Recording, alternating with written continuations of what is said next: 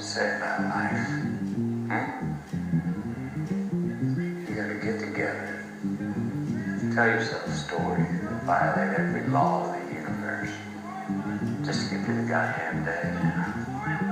Certain linguistic anthropologists think that religion is a language virus that rewrites pathways in the brain, dulls critical thinking.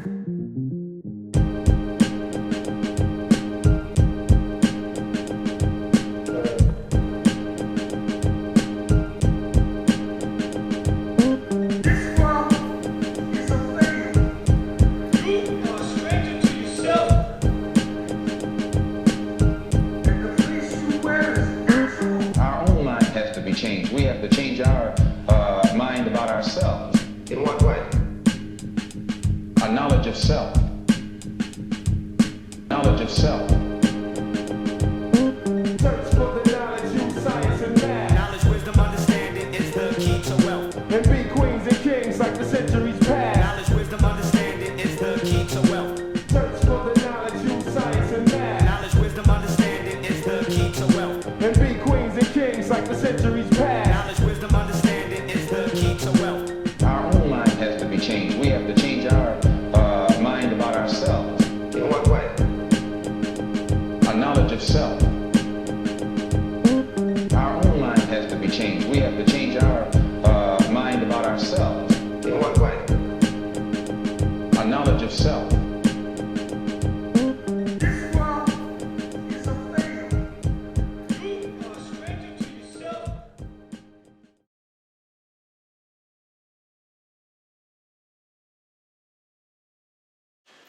Peace, welcome to the Knowledge of Self radio show. My name is Teray. Peace, Rule. Peace, Jaquil. And we would like to welcome you back to another broadcast of the People's Show, the Knowledge of Self radio show.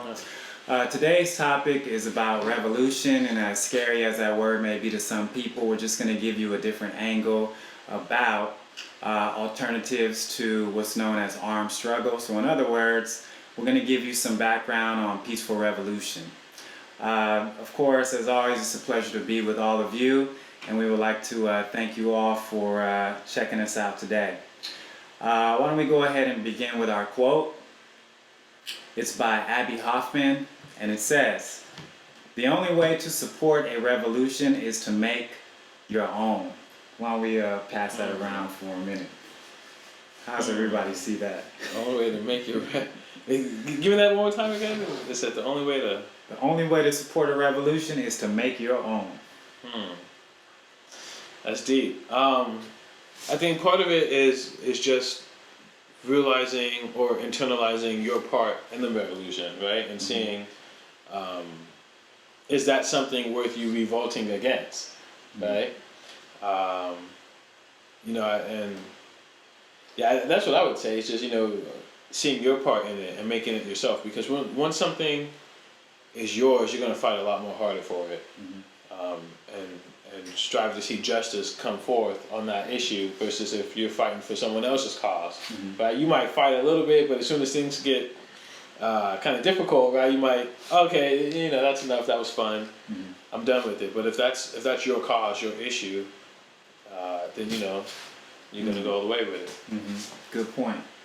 Yeah, the way I just brought up is it's the science of the oneness of things. So, for example, in our nation, we talk about a law as one. It's a collective coming together for one common cause.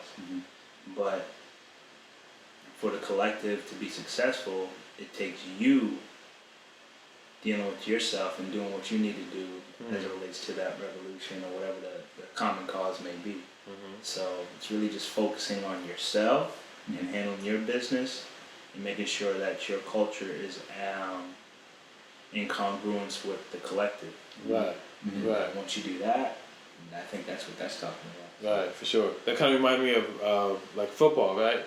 Everyone has a different assignment, right? All the way from your guards, to the tailback, to everyone's got their, okay, you're blocking this dude, you're going to cut this way, and you're going to do that. And the play is only going to work if everyone does their part, right? And so without, the tackle, cut blocking, the nose guard or something like that, then the play kind of falls apart because he didn't hit his block, right? Hit his assignment. So yeah, I can totally see what Drew was saying as far as everyone's got to do their part. You got to make sure that you're doing your thing. Did you make your block? All right, good. You did your part. Right. I think you know, of course, I'm in no disagreement. Basically, people have to listen to each other and work together, and that's what makes anything work. You know, that's how I see that. Simple. Yes. Let's get into today's current events. I want to give it over to Shaquille. All right, word. One. Peace. So I got this Peace. interview that comes from Yahoo News, and I thought this was interesting. It's Human or Robot hit Swedish TV series explores shrinking divide. Right. So basically, it's about I guess the Swedes have a TV show that is about humans versus robots and kind of how humans the intermixing of them, right? So you got some people in the show who they call them Hubots or Hubits, right? And those are humans who are married to robots. You got robots who are maids, and in different kind of scenarios, and yeah, it's very interesting. So it really pushes. It is kind of weird at the same time. It does kind of push your mind though to think, you know, what kind of possibilities can happen, right? Because I guess I haven't seen the show. I'm interested to watch it though, but part of the premise on the show too is that some of the robots are so human-like that they could replace humans, and so I think it leads to you know, interesting thoughts. And then especially when you look in the news, you got Google buying up all the 9 major robotics companies. And, you know, matter of fact, the operating system is called Android, right? So yeah, I don't know how you guys think about that. Just people are kind of upset, I guess, about the show, saying that we need to separate from technology, kind of, and humans need to be humans, and robots, and then there's that battle, and then there's the battle of people wanting to use technology, and then there's the ultimate side of that, or the far left, is people wanting to mix with it, right? So you have the marrying and the helping raise the kids and whatnot. You want to take this one first? All right, go ahead. Well, I mean, you know, man and woman, we'll just say it's an inclusive term, man, made the technology that we use today. And the whole purpose was to improve our lives, you know, like manufacture things faster. I mean, there's a whole list of reasons why we need technology. However, the problem is that now many of us are seeing kind of ahead of time that there's a little bit too much reliance on technology, that it's actually making us a bit more ignorant about how to do things outside of technology. You know what I mean? Okay. Whether it be food production or just, you know, just some simple things that people maybe 60 years ago knew how to do. Right. We need technology to do that. Right. So I don't really like the promotion, even if it's entertaining. I don't really like to promote that human beings totally rely on education to survive. You know, human beings rely on human beings. You know, remember the Terminator? They made several parts of that movie. That was a warning. How you see it? I mean, that's simply nipped it in the bud. I mean, it's honestly, the way I see it, it's inevitable. Just simply because more and more each day people are becoming more comfortable and reliant on technology, and to the point where they're allowing it to be inserted in them, you know, with these chips and things of that nature. So, you know, and then you got soldiers come back and get these robotic arms and stuff put on, and legs and things of that nature. So, you know, it's inevitable based upon the nature of how things are going from my perspective. So, you know, it's crazy when you sit back and look at it though. Right, no doubt. I mean, and I don't know if we brought it up here before in the show, but In Japan, they've made many lifelike robots that are supposed to be very human-like. Apparently, there's one in airports that speaks to you. There's one that you guys can look up on YouTube where they got this Japanese inventor. He comes in the room, or the guy comes to interview him, and he's interviewing the robot. But he doesn't realize he's interviewing the robot. So then the robot says, "Hey, I'm going to bring in the robot," but brings in himself. Right? He brings in the actual person. And then he says at the end, he goes, "Yeah, so the whole time you were doing the interview with the android, could you tell?" He said, "No, I couldn't tell." He said, "Well, who's to say that I'm really the android or the robot?" So he's trying to play it off like, yeah, you can't really tell what's the difference between the two. Yeah, so I just think, like Jewel said, it's kind of inevitable that we form those kind of links. At the same time, I think it's how we do them. You know what I mean? Right. And the fact that we try to give them personalities to make them more human-like, I think is really where the issue relies. You know what I mean? If you're here to assist me do a job, then you don't need a personality. You need to do the damn job. Right, and that's one of the arguments right now, just in science in general, is that they're really asking for more regulations in technology, because what they're finding, and I know we presented that. It's been several months, and that would be something I will have to dig up later in future shows. But there was something out there which was addressing the fact that science and technology, they were overstepping The boundaries, moral codes, okay. essentially. So they're using technology, and it's not considered within our sense of morality. You know what I mean? It's like violating moral codes. So Right. I'll have to definitely revisit that and present it to you on future shows. But since it was mentioned that technology is a form of revolution, and you can see it in weapons, but also we can see it in some of its benefits. So it's going to be interesting to see how things unfold for technology. Let me share with you a revolution that failed. This came out on CNN, and there's a woman who has just been convicted 18 years. She's been given an 18-year prison sentence for sending ricin-laced letters to President Barack Obama and New York Mayor Michael Bloomberg. Her name is Shannon Guest Richardson. She's 36 years old, and she was also ordered to pay about $367,000 in restitution. Fortunately for her, anything of this magnitude where you send poison basically to a head of state, a diplomat, or I guess anyone for that matter, but specifically they said that this type of crime carries a life sentence. So, but whatever the case may be, her attorney managed to negotiate to where she would only serve about 18 years. That's a great attorney. Right, that's a really great attorney. Life, facing 25 to life, and you get 18 out of that. One of the things that I wanted to make clear is that, if you do any research on any of the types of things that people have used to lace letters with, you remember that whole scare about a decade ago where people were sending anthrax through the mail.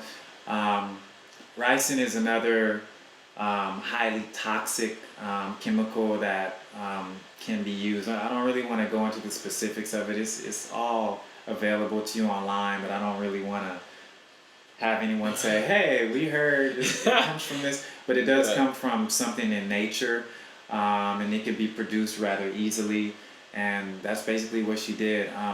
The article didn't really reveal why she sent these letters to them, but in essence, it was basically she just didn't like the people, right? She doesn't like them.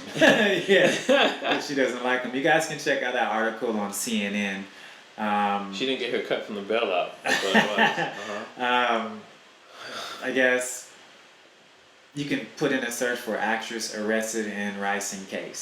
So she's an actress, man. When you see some of the pictures of her, you'd be very surprised at you know, the psychology in this person. You know, Well, now maybe just she like can a she can everyday play in what's that new show on Netflix? Orange is the New Black. She can get a starring role in that. That's funny. She has orange on this picture. Yeah. I wanted to hand it over to the guy Jarul for another current event. Yeah, this one comes from CNN. There's a video footage taken by them in regards to the whole Israeli Gaza conflict, and there was some bombing that went down in Gaza. Deuce didn't know the lessons. Right. And you know, I guess the Israelis, or in the video you see the Israelis cheering on the strength of people being bombed. You know what I mean? So, you know, that's obviously insensitive on many levels. But the thing how I look at it is that when you really look at the way that nations are structured, or these imaginary lines are drawn between countries and states and things of that nature, it almost breeds a competitive sense about people. For You know sure. what I mean? So I don't necessarily 100% fault the people who were laughing and clapping and, you know, happy and things of that nature. I look at more of the so-called leaders who are creating An environment. an environment Yeah. where there's a Yeah. divide Yeah. between people. You know what I mean? Yeah. So yeah. No, that's a great point. It is. It's Well kind of like said. football, right? When you know, obviously you don't choose a team or play for a team and then say, hey, my team sucks, right? So everyone's gonna want to have pride, you know, in the team, whether that's sports or, you know, the place where you live. And you know, what's interesting, and this is ironic, this is right on the heels of World Cup. You know, so one of the largest competitive sports just closed, and now we have a war, which essentially they say was sparked by some teenagers, you know, assaulting someone, killing someone. So look back in the newsreels on that one. You know, essentially this started out as a really small incident, and now it's progressed into a war. Wow. So thank you for that, Jarul. You had another one for us, Shaquille?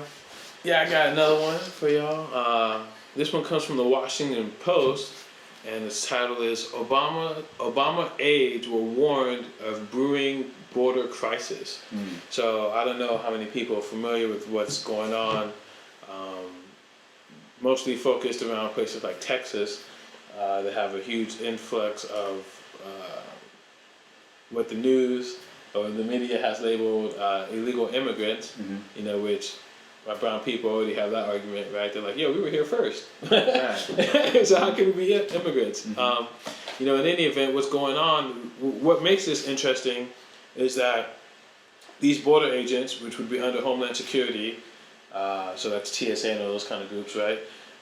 Instead of actually being ordered to protect the border, they were told to bring these children in.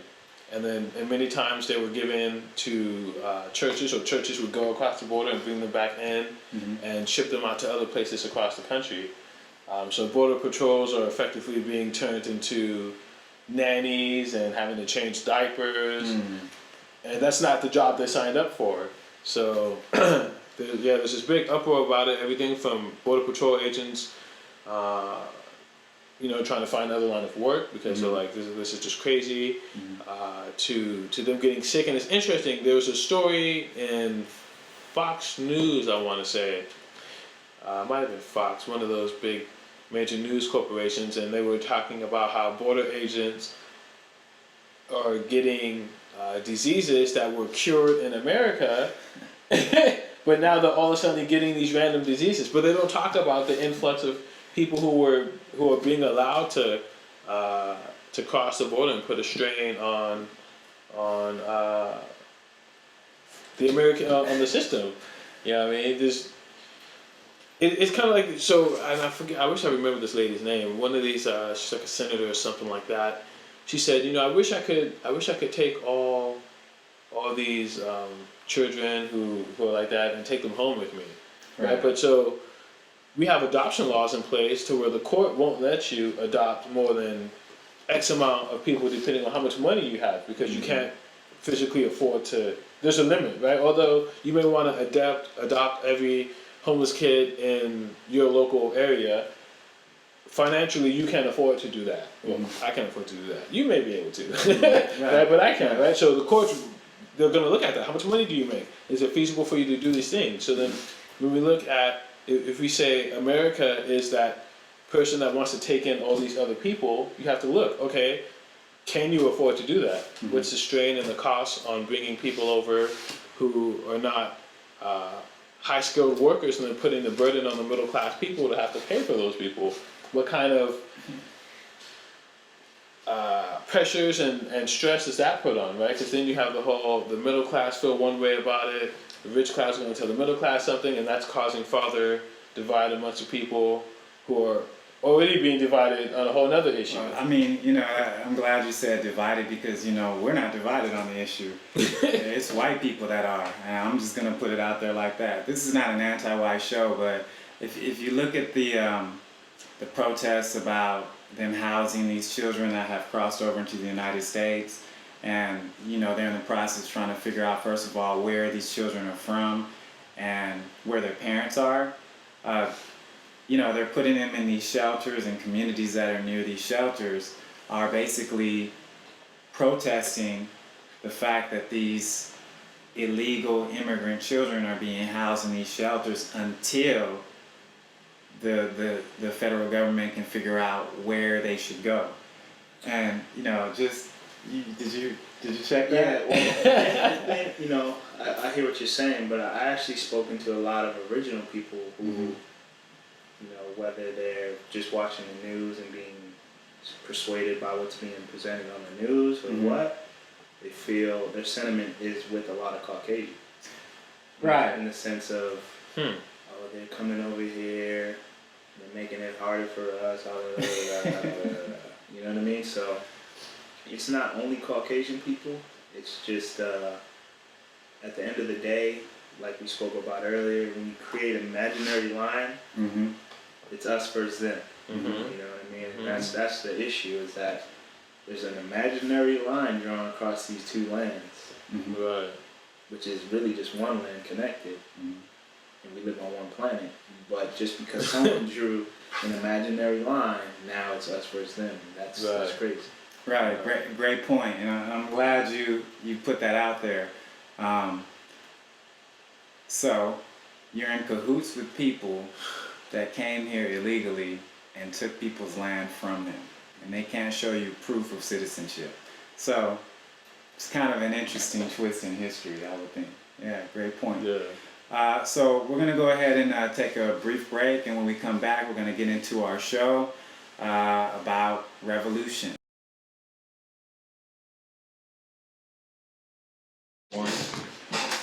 Peace. Welcome back to the Knowledge Yourself radio show. My name is Teray. Peace to rule. Peace, Jackal Knowledge. And again, today's show is about revolution and also alternatives to revolution. So we are going to give you a few examples about what's known as peaceful revolution. First thing is we're going to talk a little bit about what revolution is and what civil resistance is. So first question that we ask is, what does it mean to revolt? So I would like just to kind of pass that around real quick. What does it mean to revolt? For me, it's just He had the thing going on like he's about to get in. it's simply just doing something different than what you're taught to do, or forced to do, or what everybody else is doing. You know what I mean?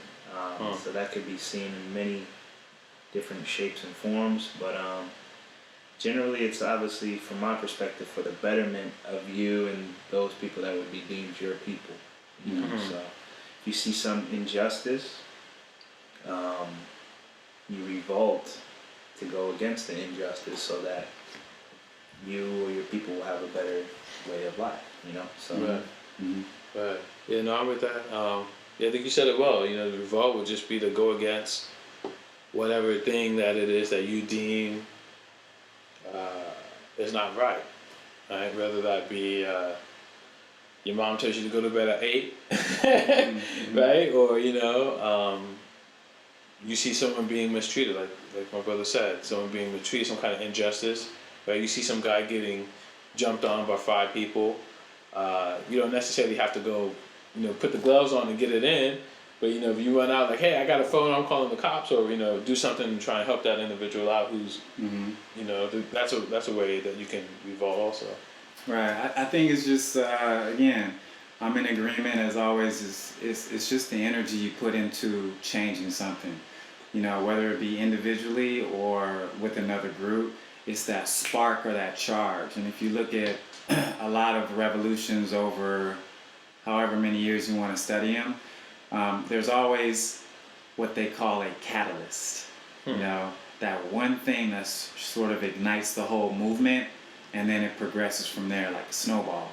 Right. So for all here, what do you all think a revolution looks like? I mean, are there some examples of how a revolution looks like today? Because one of the things I wanted to mention is that there was an anti-police brutality protest this weekend in Anaheim, and I wanted to say peace to all the people who went out there and showed their support, and a couple of people who had lost loved ones as a result of police brutality, and one out of that group is actually planning on running for a position through city council. Okay. So That's great. How does are there any examples of revolutions going on today, so that we can give people a kind of a clear idea how it looks like in 2014? For me, man, anyone who's strives to not eat GMO, or a person who doesn't eat pork, or a person who doesn't eat meat, that's a revolution in itself. Because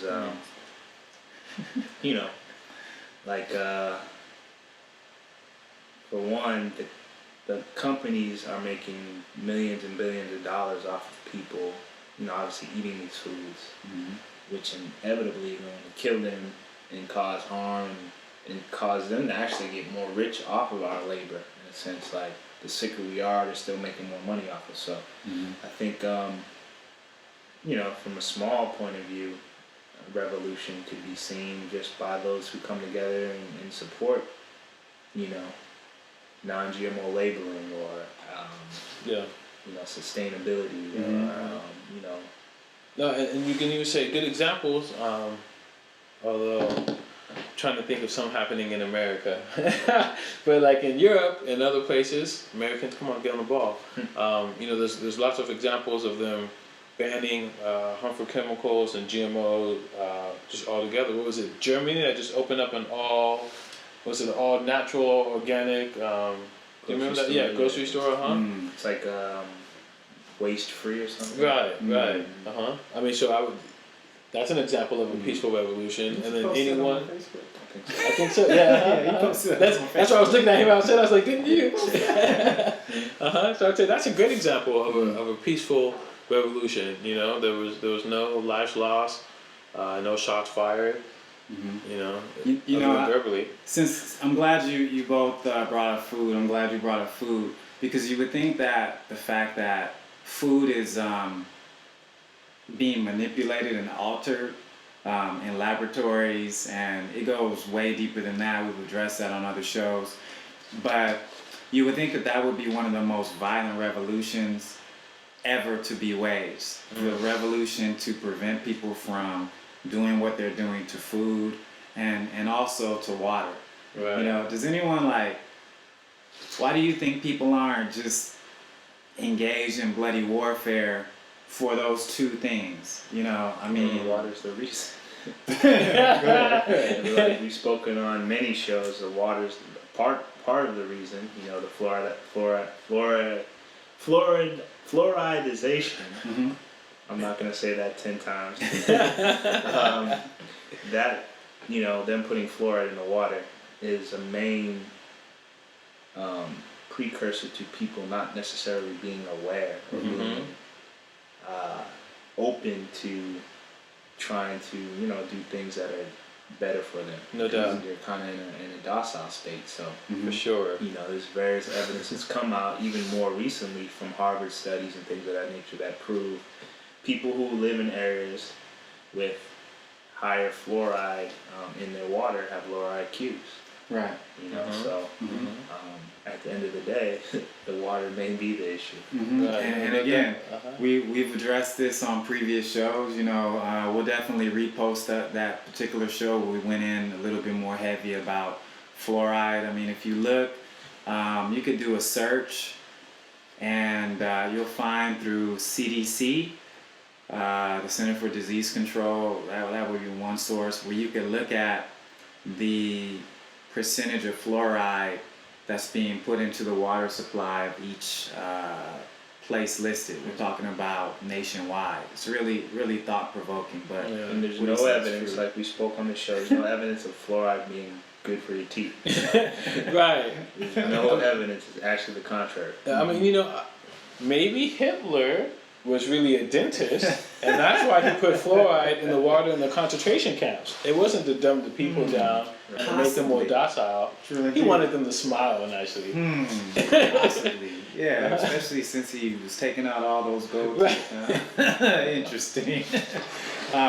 So why don't we move it forward, and let's give the people a few examples of first peaceful revolutions, and then violent revolutions. So just right offhand, can anyone think about either present day or in the past, what would be some really good examples of peaceful revolutions? And before we all go in, I want to remind the viewers that a peaceful revolution, like we have to perceive it differently.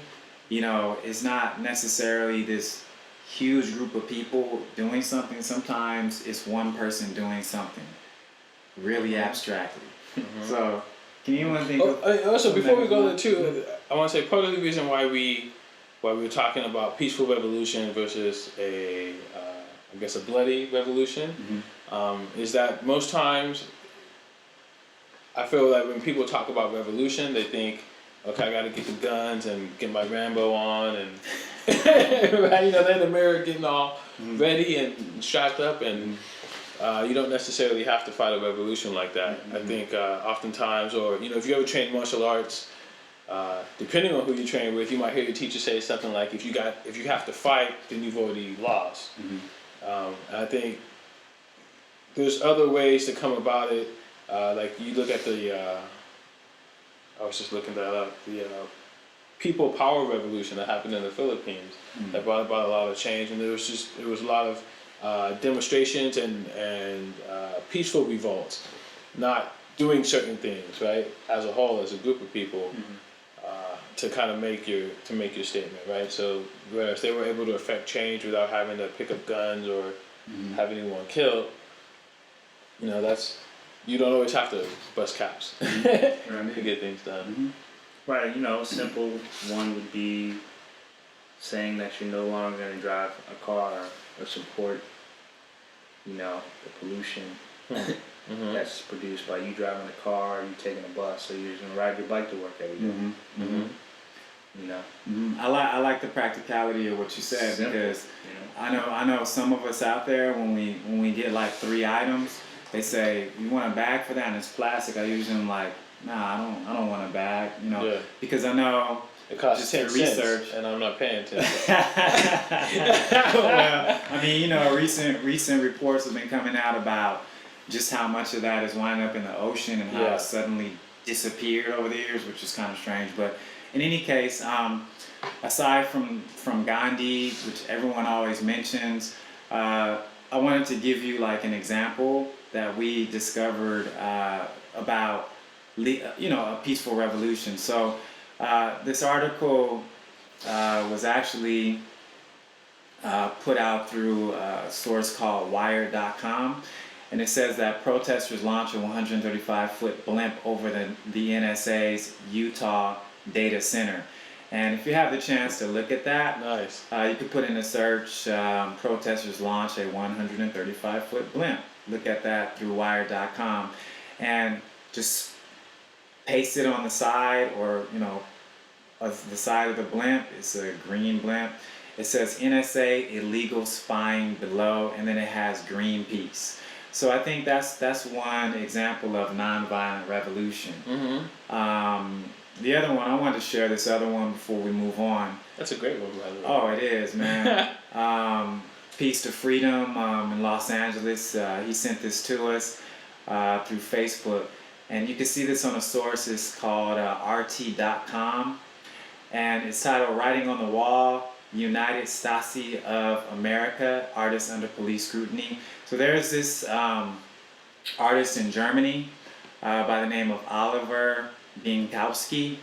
And what he's done, and this would be one of 2 times that he's done this, he's projected an image which is making a political statement on the outside of the U.S. Embassy in Berlin. So it would be the equivalent of Throwing a big bomb up on the wall. like projecting something Yeah. That's cool. in huge letters. I mean, they don't exactly say how large it is, but I mean, you could definitely see it from the street. It's a really big image, but those are the types of things we're talking about as far as peaceful revolution. Why don't we go ahead and move forward and get into some examples of violent revolutions that, in the end, they may have benefited things. What would be some really good things that kind of come out in people's minds about that? We have a ton of examples for that one, man. Give me one. Go ahead. Well, I think when we talk about violent revolutions, one that stands out in my mind will have to be the rise of the Black Power movement and the Chicano movement in the United States. Okay. Which in some instances, even though they were isolated incidents, they would be considered violent confrontations. Unfortunately, it did lead to the cost of several people's lives. People's families were damaged. And I'm sure many of them would tell you, hey, if we could have done it a different way, we would have. However, we are in essence living in a little bit more of a free world. The world's not free, right? My culture is not free, but it's not the same as it was in my father or mother's time. You know what I mean? Okay.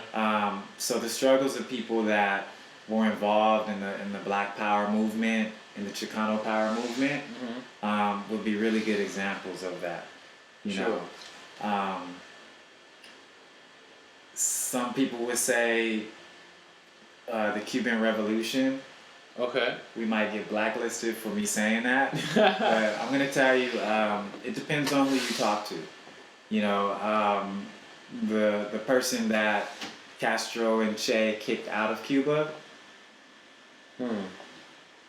wasn't a cool dude. So, for the most part, why don't we go ahead and move it forward after this break? Peace. Peace.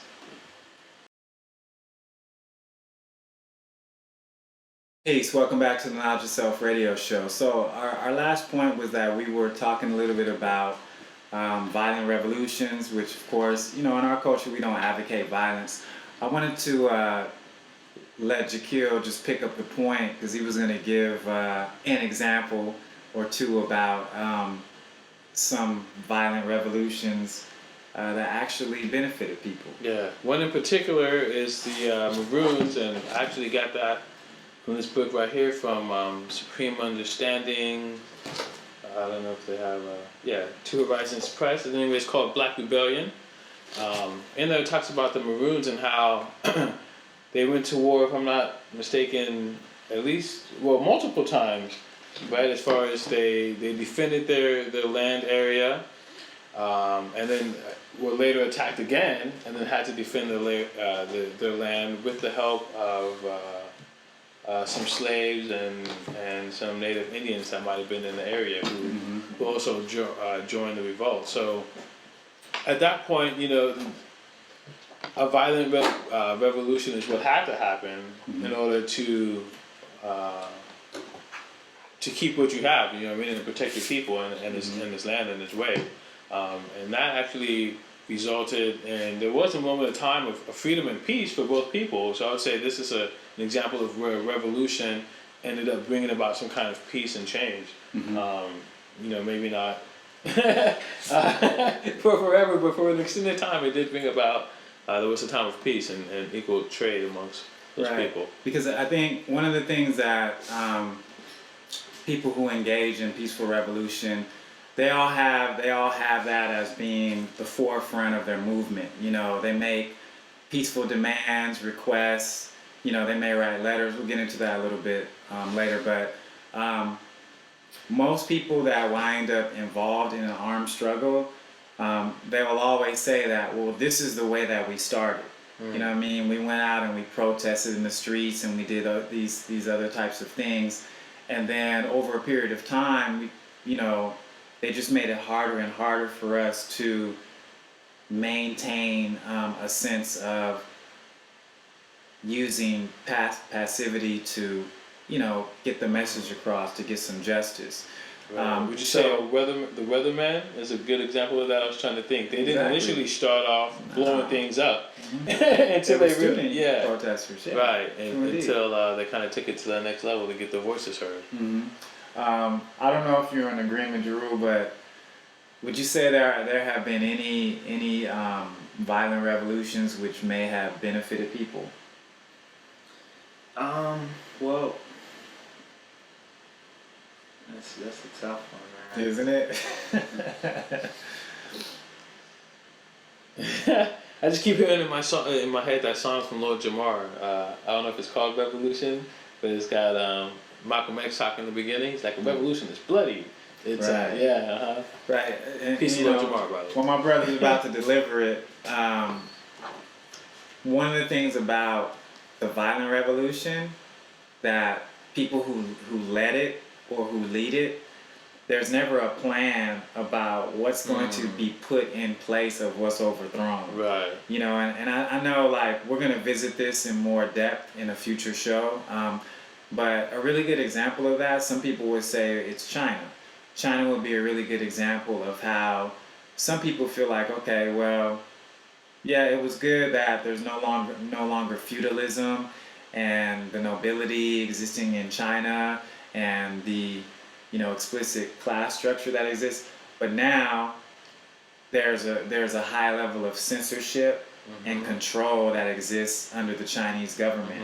But of course, again, it depends on who you ask. Right. I've never been to China, and I've talked to people who've traveled there from there, and they don't necessarily indicate that the country is fully democratic in terms of what we're used to. You understand what I'm saying? Well, you think about like, for example, like the whole Mau Mau in Kenya. They were violent, but they were more strategic in the way that they implemented the violence. You know what I mean? They weren't necessarily going head to head and getting blown out the water per se, but they would use what some called guerrilla tactics. Like sneaking up on soldiers' barracks when they're asleep, and slitting their throats while they're sleeping, and things of that nature. So, like I said, I don't advocate violence, but if it has to go to that degree, I think it's important to not only be methodical in it, but also have a plan for what you want to accomplish from it. Right, no doubt, and like you said, to have a system put into place. I want to say, was it in Egypt? That was where they overthrew the whatever regime or whatever they had in power. If you actually paid close enough attention to what happened directly after that, while they were going through that, there was a time of peace where the people who didn't have any government over them were able to run the city, and if you, like I said, if you watch the reports and all that stuff, even on CNN, they interview people and they were saying this is the most peaceful we remember this place being, and then they put a government in power. Yeah, and I'm glad you mentioned Egypt, because in terms of that particular movement, I think all of us here, we can remember that it was initially triggered by social media. Right. And I mean, that's one thing that I think all of us are really good at. If you're looking at our Facebook pages, We're really good about posting knowledge, changes, things that we want you guys to be aware of. I mean, if social media is used correctly, it could be a serious instrument of change. You know, you're calling people out to a protest. Of course, other people are reading that as well. However, you know, what's the difference between you giving a flyer to a stranger that you're, you know, inviting them to a protest and putting it on social media? Either way it goes is fair game. You know what I mean? But if it's a peaceful protest and you don't plan on breaking the law, hey, by all means, maybe you'll influence some people. But social media is really good. I'm glad you mentioned Egypt. Because one of the things that came out in our research was a man by the name of Gene Sharp, and you can look him up on BBC's website. And he basically wrote a book called From Dictatorship to Democracy, which is, I want to make sure I get the number right for you. His book lists 198 quote, non-violent weapons, okay? And what that means is he lists different ways that people can protest without, you know, asserting to violence. And in some, you know, when you study it deeper, there have been several revolutions over the last, I don't know, 40, 50 years. And the leaders in those movements have admitted to utilizing this book. Wow. You know, and many of them were successful. Okay. So I just wanted to list off some of the things that he said in his book. He says, develop a strategy for winning freedom and a vision of the society you want. Overcome fear by small acts of resistance. Use colors and symbols to demonstrate unity of resistance. Learn from historical examples of the successes of nonviolent movements. Use nonviolent weapons. Identify the dictatorship's pillars of support and develop a strategy for undermining each. Use oppressive or brutal acts by the regime as a recruiting tool for your movement. Isolate or remove from the movement people who use or advocate violence. And I mean, on record, it said that several people who led successful revolutions around the world use this book. It's called From Dictatorship to Democracy. So I definitely want to check it out. And I really like the idea of using colors. Yeah. You know, to magnify your cause. Right. You know, for no sure. doubt about that. Sure. So why don't we go ahead and take a quick break, and when we come back, we'll talk about the evolution of revolution. Peace. Peace. Peace. Welcome back to the Knowledge Yourself Radio Show. And on this segment of the show, we're going to talk about how is evolution a form of revolution. So let's just begin with that. I mean, how does evolution and revolution relate? I would say, okay. Now, you know, evolution is dealing, I guess in short, you can say with like growth and development, right? Also, I guess if you look at it a little bit more scientifically, people say there's I guess a stress or a stimuli put on the environment or the person, or the, you know, whatever thing is in question, and how it grows and develops or adapts to that situation would be considered evolution, right? And I would say the revolution, what makes evolution and revolution similar is you could say the revolution is in response to the evolution, right? So after you've made that growth and development, you may need to revolt against some things, right? Whether that's, you know, like we talked about, maybe historically some kind of government thing or dictatorship that's not right and exact, or whether it's GMO food, right, or pharmaceuticals, right? You can revolt against the pharmaceutical companies, stop taking Advil and NyQuil, and go see what they would call a alternative medicine doctor. Yeah, great point, man. Yeah, I mean, evolution is, you know, obviously, like you said, it's knowledge being utilized in the form of wisdom, from my perspective. You know, it's like you learn something so much so that now when you, it's so a part of your culture now that you apply it, and it's the natural, natural form of things. Like we're all Right. supposed to be evolving. Right. You know, if we're not growing, we're in essence dead. Can you make that last point again? We're supposed to all be doing what? We're all supposed to be evolving. You know, that's what we're here for. Like, you know, you look. Everybody looks back at their ancestors and they tip their hats to them. But what are we doing now? Right. You know what I mean? We have the tools that they had because they brought those tools out for us to utilize. But what are we doing with those tools to Right. be even greater than they were? Right. Exactly. We're always talking about how great they were, but how great are we? That's a profound point. I mean, you know, because I don't feel any different about what was just said. Evolution relates to revolution because if you don't see yourself changing, that means that you're not creating things over time. And when you're not creating things over time, you're not creating opportunities for yourself or other people, which will eventually lead to, you know, things changing in a positive direction. If you feel that things are not going in the right direction in the world today, you got to change your mind about things, you know, and Sure. approach things differently. No doubt about I that. think a great example is the little girl, and I want to state that again: the little girl, not the grown woman. Right? Is she 31 years old? Is that what you mean?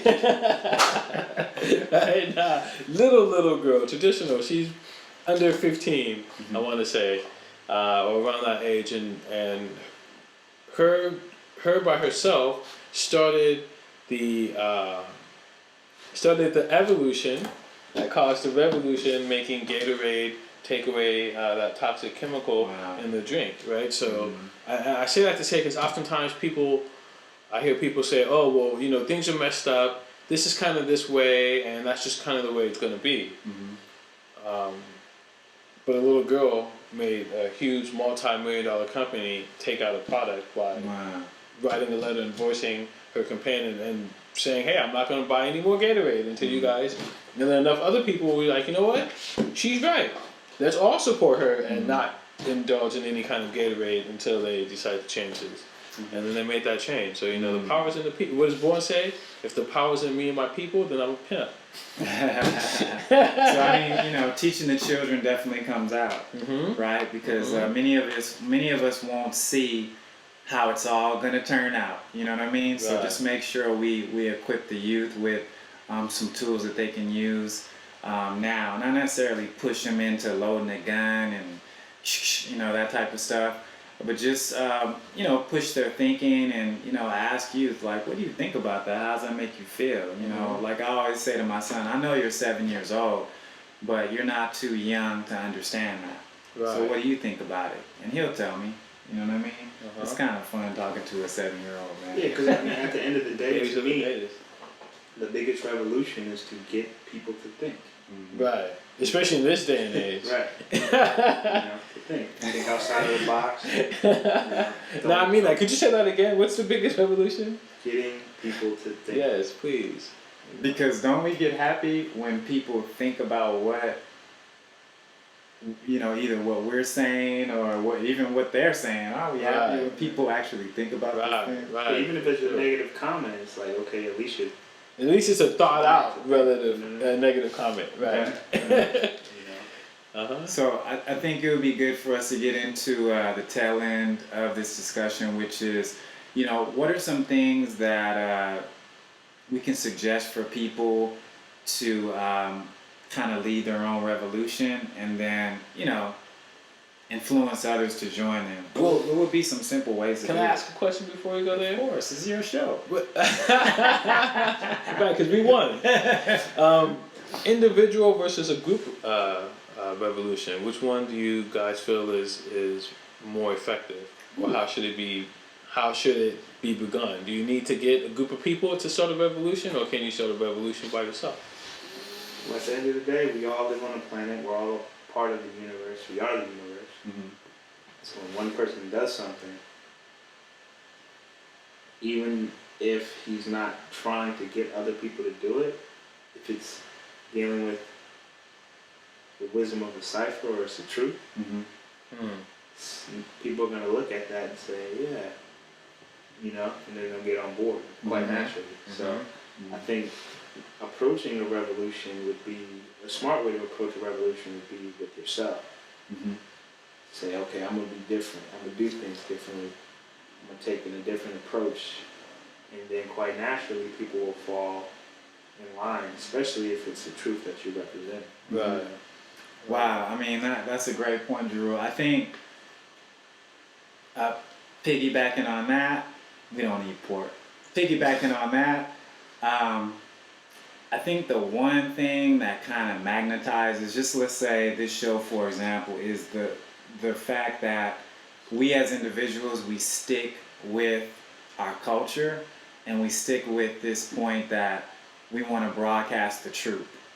You know what I mean? And I mean, if you look out there right now, I mean, we don't work for NBC. We don't do this for any monetary reasons, which means we don't get paid. But you'd be surprised the fact that if you stick with something that is a righteous cause, and people look up and they see you doing it a year later, 2 years later, 3 years later, they say, wow, he's really been sticking with this. There must be something in this for me. A lot of times that attracts people and then it becomes a group thing, you know, but of course it starts with you. Hopefully it'll attract members of your family, and then maybe it'll attract people outside of your family. But yeah, the first principle is definitely the individual. Right, yeah, no doubt. And I like that word that you used, the first principle. You know, we deal with mathematics, right? So it starts with one. So if you're not the one who's doing it, then right, who's going to do it? And I think Drew made a great point is, once you begin doing something, not talking about it or posting Facebook pictures about doing it, you know what I mean, but actually doing it, it's contagious, right? And so someone else will join in. Oh, okay, you're cleaning up. I think a great example is King Asiatic. Peace to him. Peace. You know, he got a thing where he's got his students cleaning up the park. That evolved into some members in that society or that area adding on financially and then giving support to the park that way. So now where they've got a little community garden and a nice little clean park to play around in. So they're, you know, they're feeding people, and there's a clean place, safe place for the babies to play at. And that just started from that one individual cleaning the park and then taking his student with him to clean the park and then bringing other, you know what I mean? And then just kind of added on from there to where now you have, if y'all follow him on Facebook, you'll see the pictures. There's, you know, 5-6 black people and then some random white people in the picture, and everyone tripping. You know what I mean? Random white people. Yeah, I say random because it's like, you know, you see all these, and everyone's like, peace, peace, and you see the random white dude just like, right? And it's like, who are you, right? But you know, no one's tripping. It's because it's that whole, like he said, you're doing it for a righteous cause, and it's a righteous thing. People are gonna add on righteously. I wanted to just list a couple of things that people can look into in terms of peaceful revolutions. You can find these, and we'll post it on our Knowledge of Self Radio Facebook page. It's called the Inter-Parliamentary Alliance. You can find it on ipahp.org, and it lists several peaceful revolutions that took place since World War II. You have Rosa Parks' involvement in the civil rights movement. Please remember that before Dr. King was nominated or elected to kind of be the male voice in the civil rights struggle, it had been going on well before his time in the 50s, the early 50s, and it was led by black women, what they call black women's clubs. But they were groups that were actually initiating these boycotts. A lot of people don't know. Yeah, I was gonna say that's a great history piece to tell them. They tend to leave that out. Right. Martin Luther King woke up one day and then he started to. He's like, "Hey, stuff's messed up. You gotta do something about it." Women had already been doing it, man. It's been going down. And despite the swirl of controversy, I'm gonna say it. The Dalai Lama and the 5-point peace plan involving China and Tibet. You have in this particular movement in Burma by, excuse the name, Aung San Suu Kyi, and it's the nonviolent struggle for democracy in Burma. This actually was inspired by Gene Sharp's book. Okay, okay. You know. And that's from dictatorship To democracy. democracy, right? They have, unfortunately, the tragic events that took place in Tiananmen Square in China. It's titled The Tank Man. So you have a whole bunch of examples of peaceful revolutions. And one thing, and I know if I don't say it, everyone's going to be like, man, come on. When Allah, you know, who people Right. refer to as the Father, went out and started teaching the youth in the streets of Harlem, and his teachings morphed into what's known as the 5%ers or the 5% movement. Is really a good example of a peaceful revolution. You know. True So indeed. anyone else? That's that- a good point. Well, you know, that's- it's go ahead. almost like you don't have to prefix it as peaceful. Like, Yeah. Like, it's a revolution. I think people's concept of a revolution are automatically think it's. Right, off the bat. I think we need to be, you know, more cerebral in that. Think of it a little bit deeper. Like, you know, what he did so great is that he went to those children that were forgotten. You know what I mean? And it's almost like if he was able to help these children out, then you can't really go against what he was teaching them. You know what I mean? It's got to be the truth. Right? Because if there's a kid on the street who's a cutthroat gang member, and he was able to change his life from this knowledge or this truth, you know, it speaks volumes. So I think at the end of the day, we just have to start looking at, you know, things, not how the establishment may present it as, you know, something like violence is the only answer. I think it's Right. important to just look at every square inch. You know, violence may be a piece of it, but I think that should be like the last piece. You know what I mean? You know, use your mind first and think. You know, don't think. It's kind of like when we, you know, first get knowledge. It's like we start learning and we're like, man, we want to learn about the universe, Yeah. you know, the sun, the stars, and all these different things. It's like just keep it right here first. Learn about right here. So in the revolution, deal with yourself first, deal with your community, and Move from there. move from there. Right. Right, no doubt. I definitely agree. I would say, to answer that question, you know, where should a revolution start, or, you know, is a group better than a solo? I think it needs to start with that individual, and it's better to start with yourself. And simple things you can do to start your own revolution is being disciplined. You know what I mean? Oftentimes, a lack of discipline. Well, let me put it like this. If you're not disciplined, you can't be in a revolution, right? Because that's something that needs to be consistent and done not only every minute of the day, but every day. And so if you're not disciplined, then you're not going to be able to accomplish that in the first place. So I think, you know, look at yourself. You know, discipline is a thing for me too. It's difficult in this world to also, you know, I guess stay focused and be on your game at all points in time, right? But so those things like that are things that'll hold you up and starting your own personal revolution. So, you know, I'd say discipline is one of the first things that you can do. Maybe the next thing is diet and health.